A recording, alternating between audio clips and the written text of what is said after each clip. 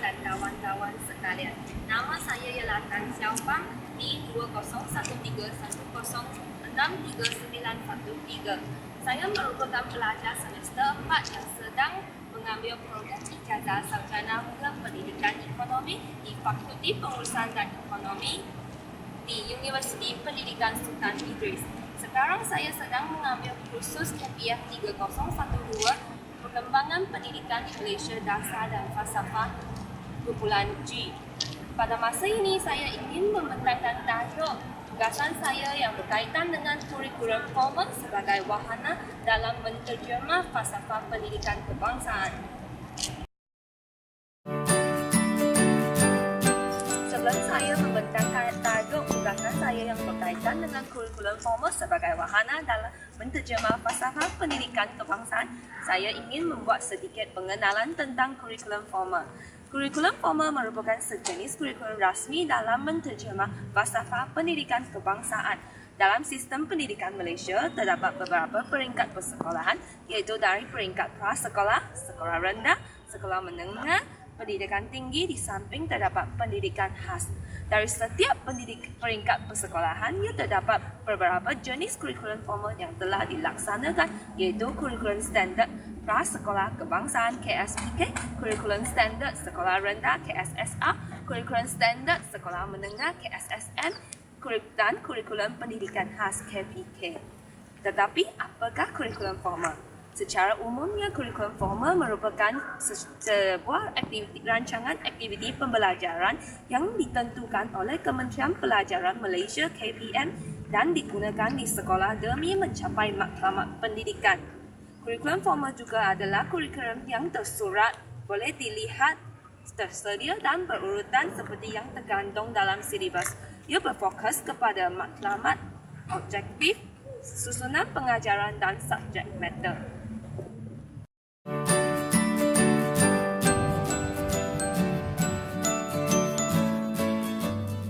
Di bawah kurikulum formal terdapat beberapa peringkat persekolahan. Yang pertama ialah pendidikan prasekolah. Pendidikan prasekolah ialah program pendidikan bagi kanak-kanak berumur 3 hingga 6 tahun yang bertujuan untuk memperkembangkan potensi diri kanak-kanak secara menyeluruh, menguasai kemahiran asas seperti kemahiran 4M dan memupuk sikap positif kanak-kanak sebagai persediaan ke sekolah rendah. Pendidikan prasekolah juga menyediakan asas sosialisasi, keyakinan diri, konsepkan diri positif melalui kaedah pengajaran dan pembelajaran yang mengutamakan pengalaman, pelibatan aktif, selamat dan menyeronokkan untuk mencapai visi pengurusan pendidikan prasekolah bertaraf dunia. Di Malaysia, kanak-kanak dibenarkan mendapatkan pendidikan prasekolah yang disediakan oleh Kementerian Pelajaran Malaysia, agensi kerajaan atau pihak swasta. Antara objektif pendidikan prasekolah ialah melahirkan kanak-kanak yang bersifat positif supaya menjadi warga negara patriotik, menggunakan bahasa Melayu dengan betul, memperkembangkan kemahiran berbahasa dan berkomunikasi. Kerajaan juga berhasrat melahirkan kanak-kanak yang menggunakan bahasa Inggeris sebagai bahasa kedua dalam kehidupan dan kanak-kanak yang mempunyai nilai murni agama dalam kehidupan. Kanak-kanak juga dipupuk supaya mempunyai kemahiran kognitif untuk berfikir, menyelesaikan masalah, kematangan emosi dan kemahiran sosial, daya kreativiti dan estetika untuk menghargai keindahan alam dan warisan budaya. Dalam pendidikan prasekolah, kanak-kanak juga diberi peluang untuk belajar menggunakan bahasa Tamil atau bahasa Cina sekiranya prasekolah itu mempunyai bahasa penghantar yang bahasa Cina atau bahasa Tamil. Selain itu, strategi yang dilaksanakan oleh kerajaan dalam pendidikan prasekolah ialah kerajaan telah memperluaskan kelas prasekolah dengan kemudahan dan peralatan yang sesuai. Kerajaan juga mewajibkan semua agensi pelaksanaan program prasekolah menggunakan kurikulum standard prasekolah dan mematuhi peraturan pendidikan prasekolah 1996.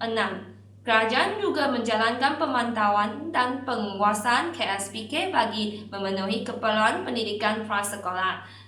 Di samping itu, kerajaan juga telah memastikan tenaga pengajar yang mengikuti kursus pendedahan prasekolah dan mematuhi KSPK sebelum mereka ditempatkan di prasekolah yang ditentukan. Sehubungan dengan itu, kerajaan juga menambahbaikkan kemudahan latihan seperti menyediakan buku-buku Melayu yang sesuai kepada kanak-kanak dan kerajaan juga memberi keutamaan kepada kanak-kanak daripada keluarga berpendapatan rendah serta mengubahkan kurikulum khusus bagi prasekolah integrasi dan pendidikan khas. Secara umumnya, tadika merupakan sebuah tempat bagi kanak-kanak untuk belajar dan membiasakan diri dengan rakan-rakan sebahaya. Ia juga merupakan sebuah tempat bagi meningkatkan kemahiran komunikasi kanak-kanak ke tahap yang maksimum.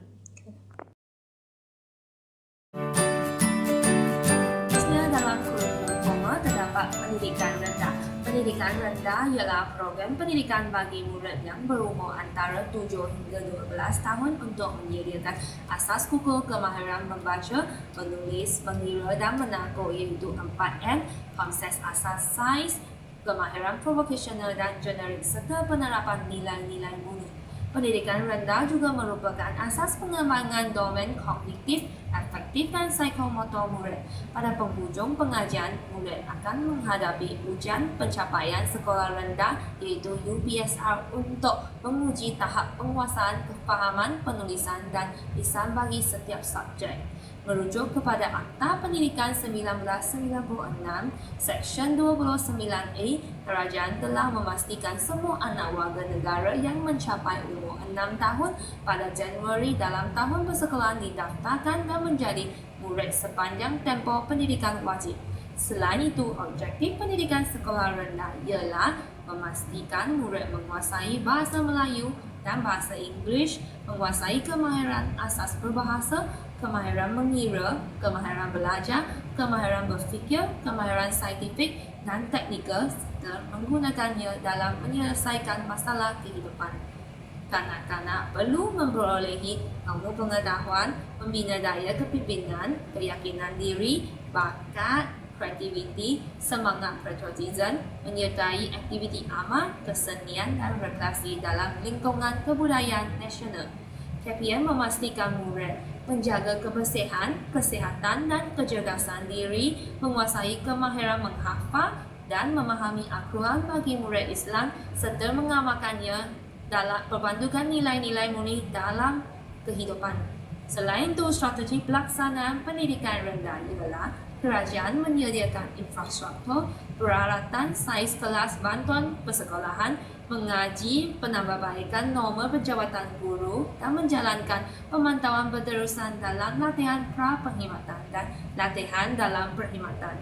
Di samping itu, kerajaan juga berusaha meningkatkan penguasaan kemahiran 4M, kemahiran sosial, kemahiran asas komputer, kemahiran literasi dan numerasi murid serta kapasiti kepimpinan instruksional pengurusan sekolah. Kerajaan juga meningkatkan program integrasi teknologi maklumat dan komunikasi iaitu TMK serta kerjasama antara sekolah dengan masyarakat di samping meningkatkan tahap keselamatan, keceriaan dan kesihatan iaitu 3K untuk mewujudkan persekitaran kondusif kepada murid sekolah rendah.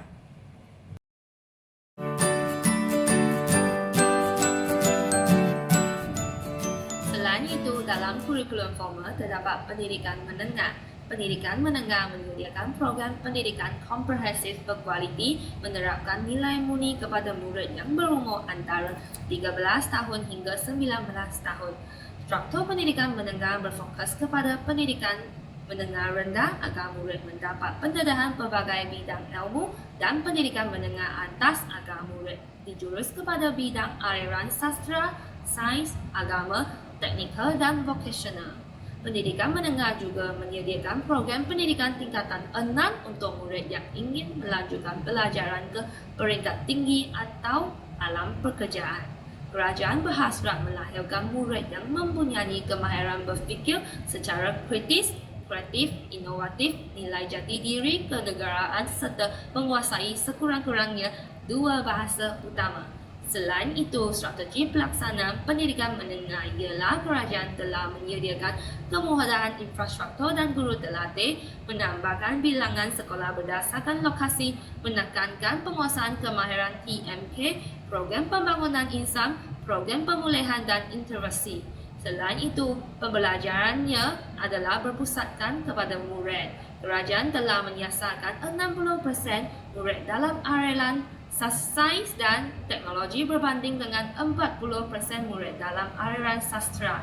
KPM berhasrat melonjakkan kecemerlangan institusi pendidikan melalui penyertaan aktif, meningkatkan kemahiran akademik, asas industri, pertanian, vokasional, pengurusan kendiri murid serta penguasaan bahasa Melayu dan bahasa Inggeris bagi murid peralihan.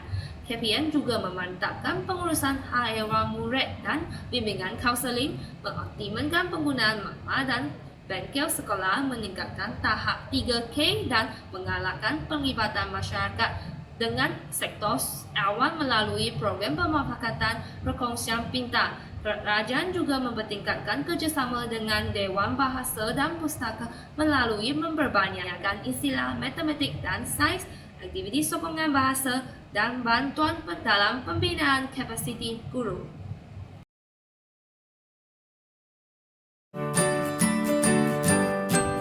Dalam kurikulum formal juga terdapat pendidikan khas. Pendidikan khas merupakan program pendidikan kepada murid yang mempunyai masalah pembelajaran dan kurang upaya anggota badan.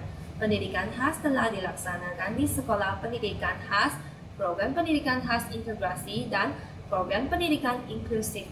Pada peringkat menengah, KPM telah menyediakan pendidikan berasaskan akademik atau vokasional kepada murid berkeperluan khas. Visi pendidikan khas adalah memberikan pendidikan berkualiti selaras dengan pendidikan kebangsaan, manakala misinya ialah membangunkan modal insan berasaskan 4 prinsip, iaitu sistem pendidikan berkualiti dan holistik, perkembangan potensi diri ke tahap optimum, keupayaan berdaya saing, mempunyai nilai murni, perkongsian pintar pelbagai pihak dan pengantaraan program pendidikan khas. Kerajaan juga memastikan murid berkeperluan khas mendapat akses pendidikan sesuai dengan kebolehan agar mereka dapat berdikari menjalani kehidupan dan diberi peluang penempatan secara inklusif dalam ke alas arus perdana selaras dengan prinsip pendidikan untuk semua. Selain itu, strategi pelaksanaan pendidikan khas ialah kerajaan telah menyediakan akses pendidikan seperti bahan mengajar yang relevan, perkhidmatan sokongan, peralatan argumentatif dan asistif serta peluang yang sama kepada murid keperluan khas cemerlang dalam keras arus perdana. Seterusnya, kerajaan juga melaksanakan intervensi awal dari peringkat prasekolah atau perkhidmatan di pusat perkhidmatan pendidikan khas. Kerajaan juga berusaha memastikan tenaga pengajar yang berkemahiran dan memantapkan penggunaan rancangan pendidikan individu.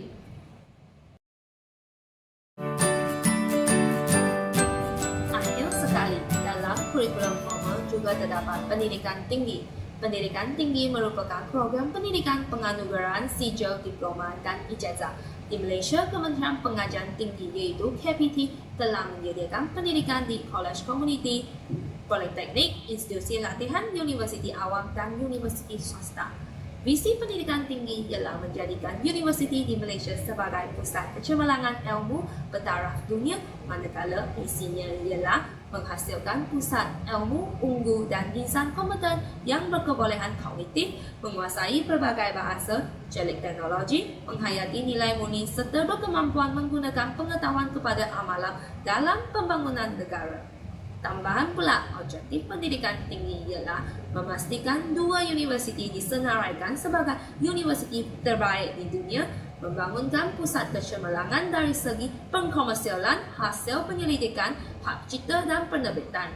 KPT juga berhasrat menghasilkan graduan kompeten dengan sasaran 75% mendapat pekerjaan dalam 6 bulan dan 75% bercara mempunyai kelayakan ijazah doktor falsafah, 40% kohort umur antara 17 hingga 23 dan 200,000 pelajar antarabangsa mengikuti pengajian di universiti tempatan.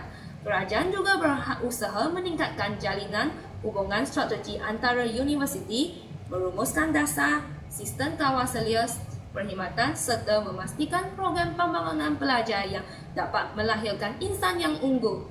Selain itu, strategi pelaksanaan pendidikan tinggi ialah KPT telah berusaha mengajikan semula objektif dan strategi, menyelaraskan kajian hala tuju dan transformasi pengajian tinggi dari aspek tadbir urus, kualiti pendidikan dan pembangunan model insan. KPT juga memantapkan kepimpinan, prosedur kerja dan fungsi pemberian perkhidmatan, mengurangkan kerana birokrasi serta menubuhkan universiti penyelidikan bagi menjana nilai komersial.